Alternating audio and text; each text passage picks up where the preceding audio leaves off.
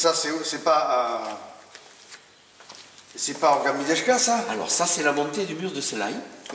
Et moi, j'ai la 4L là. Voilà, tout à fait. Je suis bloqué. Et tu es bloqué, et tu sais pourquoi? Tu te souviens pourquoi? Un cardan cassé. Un cardan cassé, oui. Et c'est Jean-Pierre Bidard qui m'avait démonté le cardan, pendant que son frère allait me chercher, Dominique, après il est allé me chercher, ou c'est son frère? Non, c'est Jean-Pierre qui était allé me chercher un cardan en bas, pour me dépanner.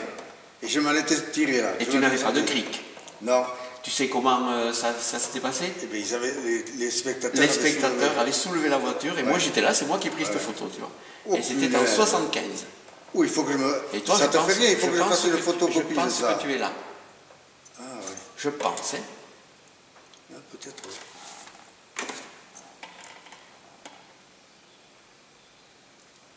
Ah oui, voilà. Oui. Et pour la petite histoire, ce buggy, au lieu de passer par le mur qui était sur le tapis roche, il était passé en contrebas. Il y avait la piste qui refaisait comme ceci. Oui, d'accord. Monsieur avait été bloqué et les spectateurs étaient en train donc de le tirer. De le tirer. Hein?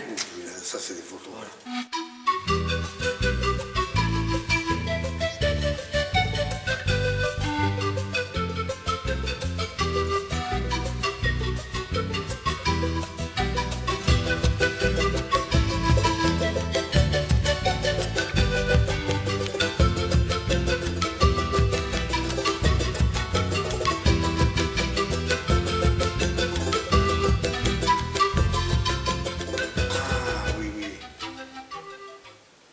Ça m'intéresserait, oui. Voilà. Merde, et ça alors? Voilà. Et celle-ci? Alors celle-là, je ne te donnerai pas l'année parce que je ne la connais pas. Hein. Mais bon, mais celle... Oui, mais celle-ci, c'est celle qui avait le Gordini dessus. Oui, mais c'est la même 4L. Elle a la même immatriculation, enfin, au moins, elle a la même immatriculation. Ah oui. Ceci dit, on passait peut-être l'immatriculation de l'une à l'autre. Oh, oui. Maintenant, il y a prescription, on peut le dire. Oui, moi je faisais ça, oui. Oh. Ah oui, d'accord. Parce que moi, la première 4L, elle n'était pas, donc, c'était une 4L normale. Oui. Je m'en étais vu les étoiles. Oui. Je m'étais fait tirer par juger, par toute la clique, là, par Briavoine. Pas Briavoine, merde, comment il s'appelait, là? Fougerousse. Ouh là là, la tête d'Arnaud. Oui, là tu as aussi Arnaud et un peu plus loin Jugé Tchécopark. Il y a une photo avec Jugé aussi juste derrière, je pense. Je crois qu'il y a une photo de Jugé. Ah, Jugé, oui, Jugé. Ah oui. Ouh là là. Oui. Jugé, on partait dans n'importe quel ordre là. Oui. Alors c'était un artiste, un funambule.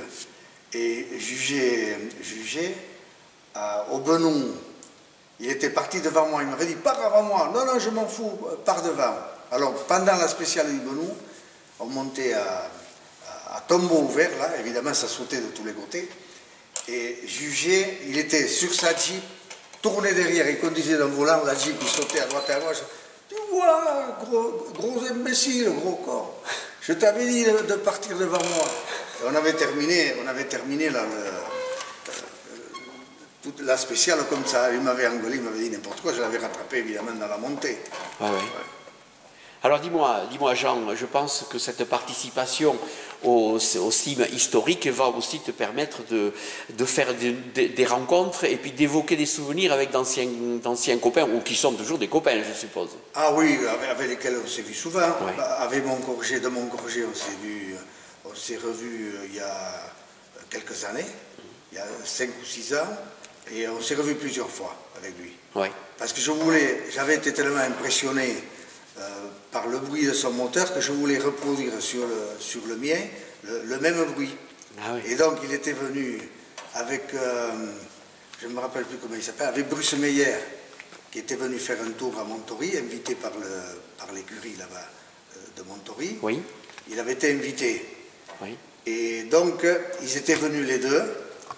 Et on était allé chez Jean Logarat pour essayer de refaire ce pot d'échappement de l'engin. Pour qu'il ait le même bruit. Pour qu'il ait le même bruit. Je ne me rappelle plus quel engin c'était. Si c'était celui d'Arnaud Boucher ou l'autre. Et donc j'avais fait faire un tour à Bruce Meyer, je lui avais fait faire un tour dans le buggy, dans le 4 roues motrices de Pacholi. Il avait été très heureux. On avait passé des moments extraordinaires avec eux. J'imagine, oui. Ah oui. Et il y a longtemps que tu fais de la compétition tout-terrain?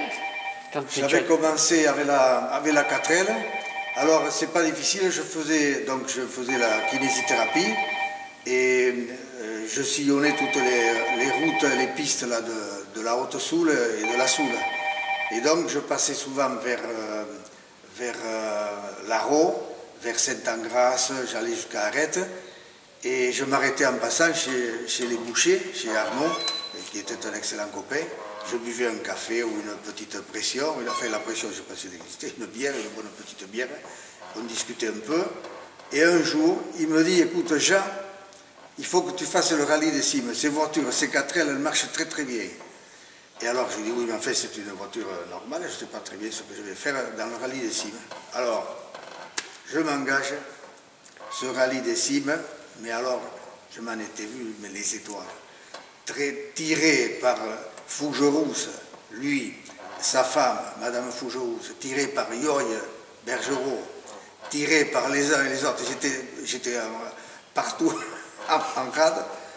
Et alors, comme je connaissais très bien là, le directeur de chez Sempar, qui faisait les pièces de la 4L, pour les 4 roues motrices, et donc j'avais des pièces neuves à gogo. Et alors, la voiture, à la fin du rallye, j'étais arrivé, mais la voiture, elle était toute neuve, tellement on avait changé de pièces, et puis enfin, j'avais mis un temps infini pour arriver. Et donc, au mur du Sélaï, par exemple, au mur du Sélaï, je m'étais bloqué en plein mur, donc j'ai la photo ici, je m'étais bloqué, et donc c'était Jean-Pierre Bidard de Sogis, qui a couru après, et son frère Dominique Bidard, qui sont d'ailleurs sur la photo, qui m'avait réparé la voiture.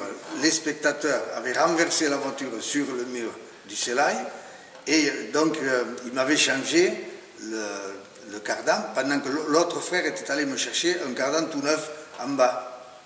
Et donc j'avais terminé le rallye grâce à eux. Oui. C'était donc quand même une 4L Sempar dès le départ. Ça, c'était une 4L Sempar dès le départ. Mais je veux dire, pas préparée ordinaire. Pas préparée ordinaire, avec laquelle je faisais mes tournées. Ah oui.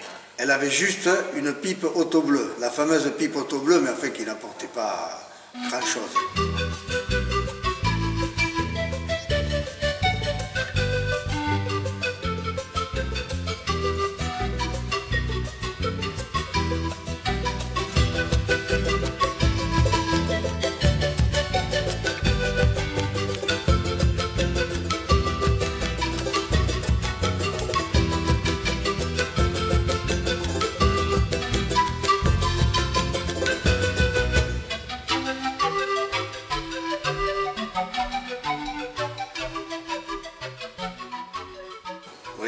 Alors c'était donc ta première participation au rallye des cimes, et depuis il y en a eu beaucoup quand même. Ah, depuis, tu les as comptés ou non?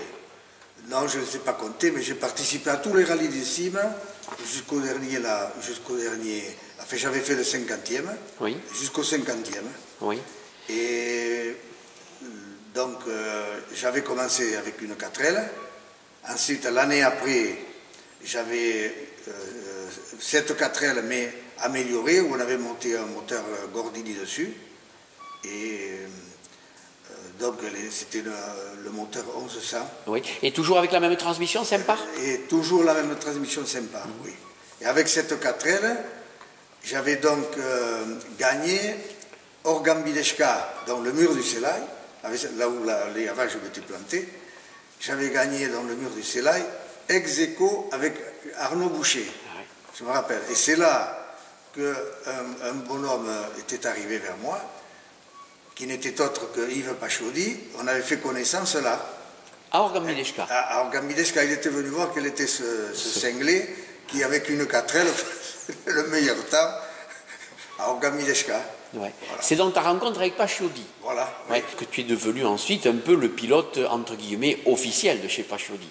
Parce que tu as été fidèle à Pachaudy pendant très très longtemps. Oui. Oui. Je n'ai eu qu'entre-temps, après la 4L, j'ai eu une voiture, un buggy qui avait été fait par Périssé, et qu'avait acheté Arnaud Boucher. Et qui avait déjà un moteur Porsche qui tournait le 2 litres 4, je crois, ou le 2 litres 2, je crois. Et avec cet engin, donc, j'ai fait quand même 2 années, dont une année avec comme copilote Jojo Iribarren. Ah oui. Voilà, Jojo Iribarren. C'était ses débuts à lui? C'était ses premiers rallyes, donc c'est toi qui lui as mis le pied à l'étrier, alors? Oui, je crois. En quelque sorte. Et donc, c'était mon copilote. Et en montant en Gambideshka, donc dans les lacets avant le mur du Selaï, donc c'est lui qui tirait les freins à main. Moi je conduisais, il tirait les freins à main pour aller plus vite. Et alors il tire le frein à main, du mauvais côté, on monte au talus, on était bloqué là, le derrière du buggy. Heureusement qu'il était costaud comme un âne, parce que donc il était descendu en vitesse, il s'était trompé dans le frein à main. Hop, il avait fait retomber l'engin sur la piste, on avait continué. Et 3 spéciales avant la fin du rallye, avant la montée de la Rune, 3 spéciales avant, on avait perdu une roue, la roue avant droite, je me rappellerai toujours, et donc il avait bloqué le système de freinage avec une pincetto. On avait continué donc le rallye avec ça, et on était arrivé au pied de la Rune. Et au pied de la Rune, on a encore des films où on est en train de pleurer tous les deux. Ils nous avaient interdit de prendre le départ parce que c'était une course de 4 roues motrices, de 4 roues, et non pas une course de tricycle. Ils nous avaient dit celui qui donnait le départ là-bas. Alors on avait été bête parce qu'il aurait suffi de mettre une roue pour le départ et on faisait terminer le rallye des cimes. Ah oui. Parce que je n'avais absolument pas besoin de la roue avant. Oui, elle ne servait à rien. Alors, elle ne servait à rien. Non, ça, avec une seule, ça suffit. Voilà, on avait mis une roue de 16, une grosse roue arrière, devant. Oui. Ça fait qu'on ne touchait pas, on avançait aussi vite. D'accord, et la direction, ça marchait aussi avec une roue. On avait fait de bon temps, on était second. Là-bas, alors donc on pleurait parce qu'on avait fait déjà 3 spéciales sur 3 roues, qui s'étaient passées très bien. Et voilà, on nous avait interdit le départ.